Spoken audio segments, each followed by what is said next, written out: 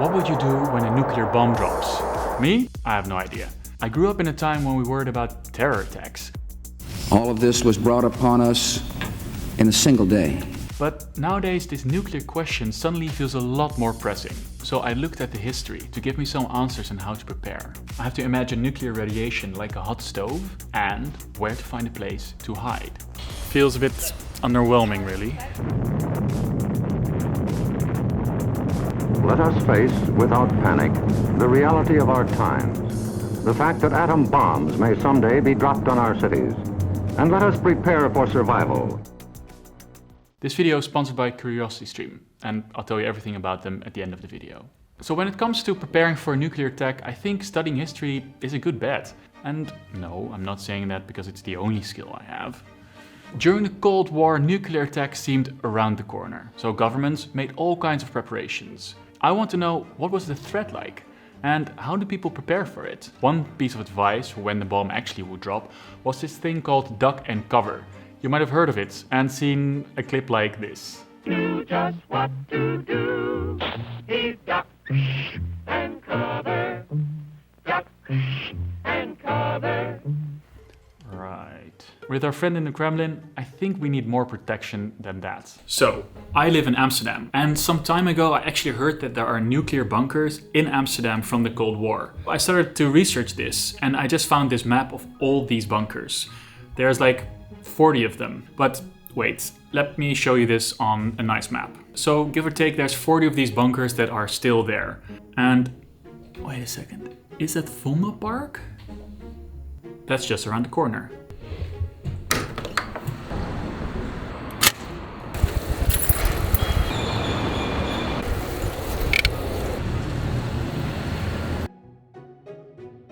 So I'm standing on this bridge and supposedly there's a bunker like beneath me. Let's check it out. Okay, so I think I found it. Feels a bit underwhelming, really. Let me show you. There is like very sturdy thing there. But yeah, behind these walls there was supposed to be a bunker. I was about to give up, but then there was a kind person that opened the door, and it seems it's a music studio now. And dit is super donker. This is really a serious door. But the recording studio is actually called The Bunker. Well, I guess we have to find another bunker. Walk around a shelter like that, you might have the question, why would the Soviet Union bomb the Netherlands? We have tulips and clogs. We have all the cheese and sex workers. Those are things the Soviets might like, right? Well, let me tell you about the time the Dutch government got really nervous about being potentially wiped off the map and why they needed to build these bunkers. Приближается к точке взрыва. Высота 4000 метров. Осталось 3 секунды. 2, 1, 0.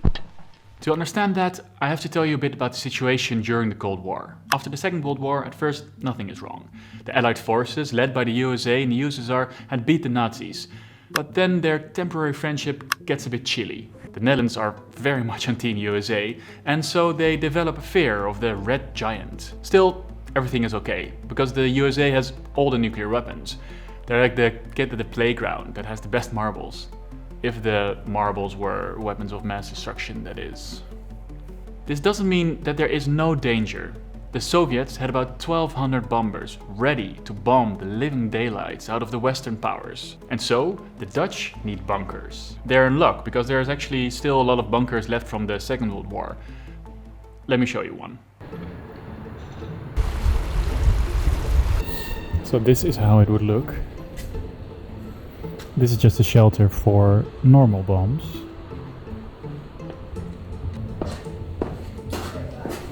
You can see bunker doors, and it is quite strong. But yeah. So this would just be for like regular normal attacks, not nuclear attacks. And the idea was that they would have many of these shelters all around Amsterdam, but then for nuclear attacks. These bunkers are not going to cut it anymore, because the Soviets test a nuclear bomb. So now the nuclear threat starts to be a thing. The first nuclear bombs were all dropped by airplanes, and Soviet airplanes could be in Dutch airspace in 15 minutes. That is quite fast. That doesn't give you a lot of time to prepare. So the Dutch are making a strategic plan.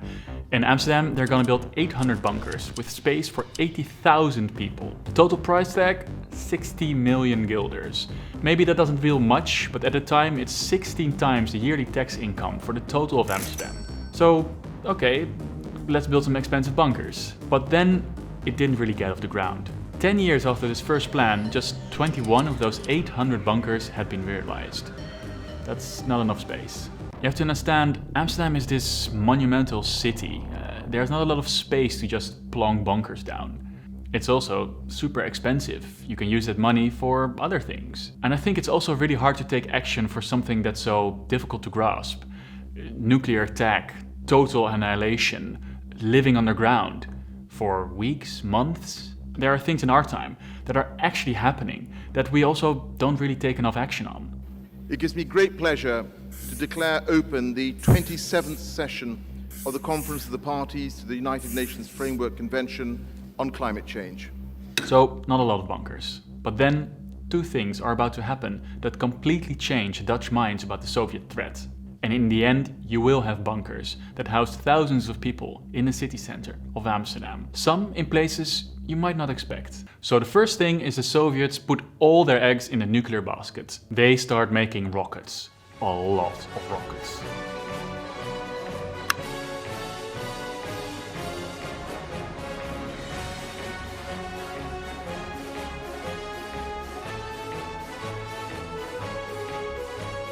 And they're good at it too. They're first to launch a satellite, Sputnik. For stuff like that, you need big rockets. Anyone in the world could just look up to the night sky and see the Russian dominance. And look, the Russians just sent the first man to space.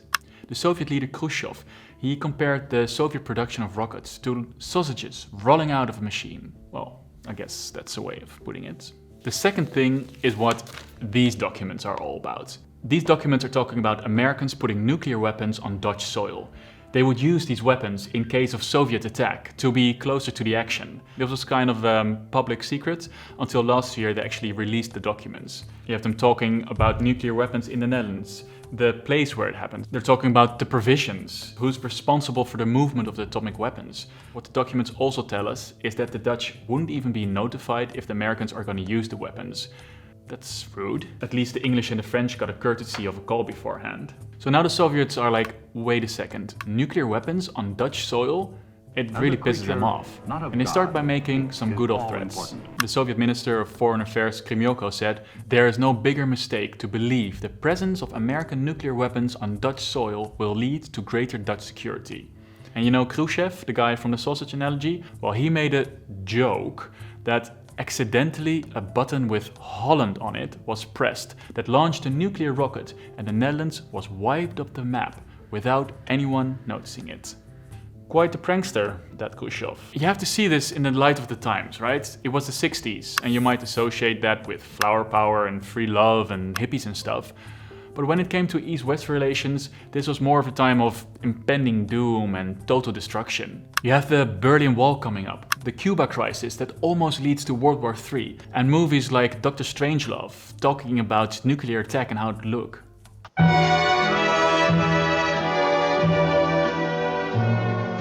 The Dutch are also part of NATO, and an attack on one ally would be an attack on all of them.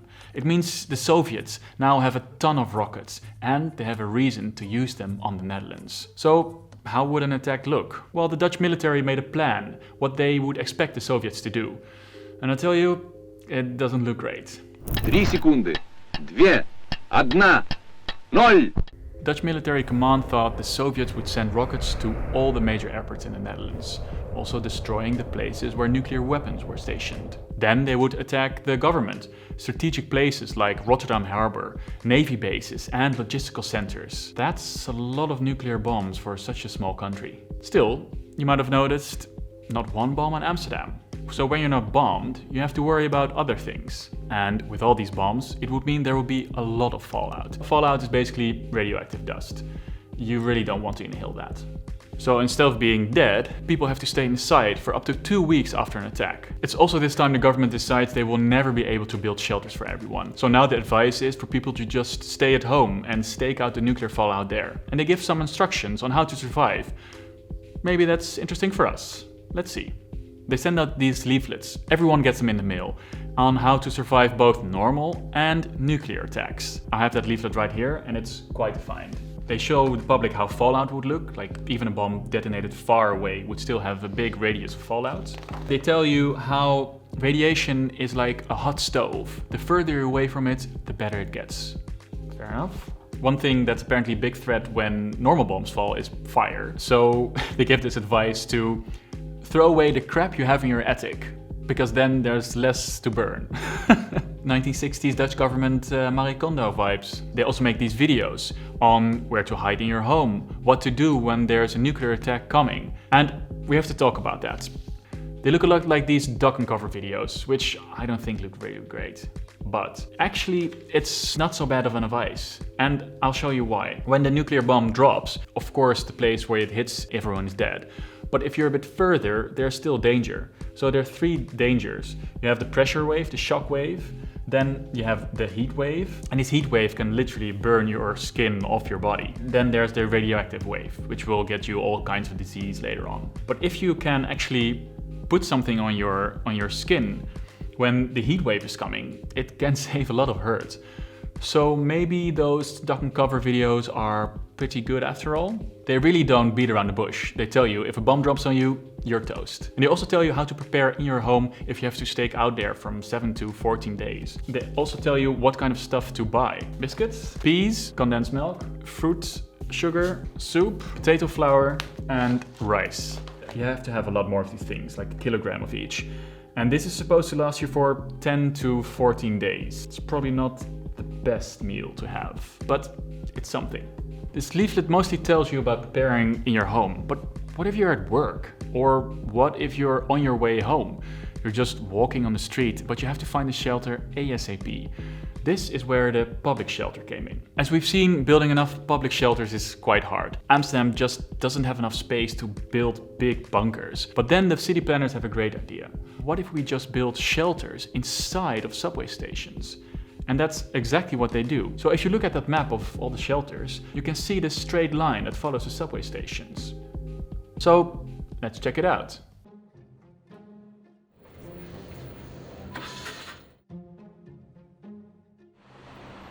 Behind me is Weesperplein, and there's actually quite a few places you can see that it used to be a nuclear bunker.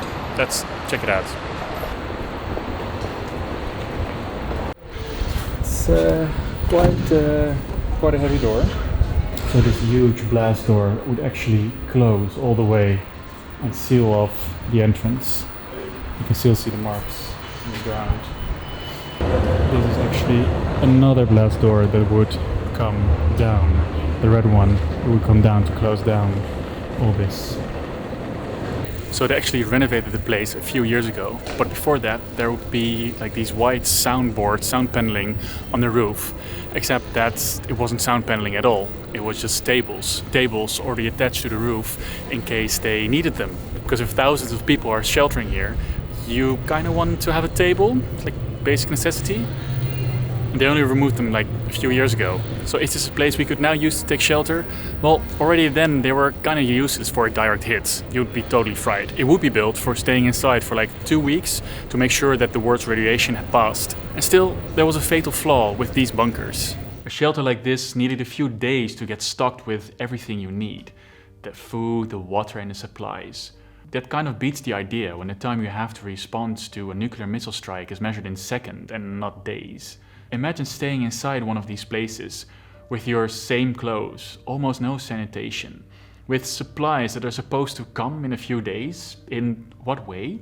So why would they build them in the first place? I think it's quite hard to prepare for something that is so wild, so over the top, so unimaginable. And then doing something is still better than doing nothing at all, I guess. But to get the funds ready, to get the populace ready, to actively prepare for this hypothetical situation, and that over multiple generations, I think this kind of leads to a paralysis that we see every day with stuff like climate change. The science is clear, the protesters fill the streets. The life we lead now is really hard to let go. And so for governments, they don't really take enough action. The problem is so big that it just feels too big to handle. This aside, what does it mean for us and the nukes? I guess stay at home in a relatively safe place, stock up on some potato flour, and don't forget to duck and cover. One part of history that was also greatly influenced by the Cold War is the story of Indonesian independence. This is the story of how a scattered archipelago rose up against their Dutch colonial masters and invented a nation in the process. This history is part 2 of my series on modern-day Indonesia. It will be online in a few weeks, but because this episode is a Nebula First exclusive, you can get access to it right now by signing up to Nebula. Nebula is a creator-owned streaming service that is rapidly being filled with exclusive content by a growing collective of educational-ish creators. You can find stuff like the amazing story of the Soviet Union's forgotten supersonic bomber over there as well. Nebula is helping me to make this YouTube thing a stable enterprise, and you can support that for a very cheap price. We have a deal with the folks over at CuriosityStream. This is the internet's best source for big budget documentaries and non-fiction content. So if you sign up to them using the link in the description, you get a Nebula subscription for free. And until the 24th of January, there is a whopping 42% discount on annual plans. So in the end, you end up paying just over $1 a month for 2 streaming services. I think that's a pretty good deal. You can sign up at the link below and start watching the story of Indonesian independence right now.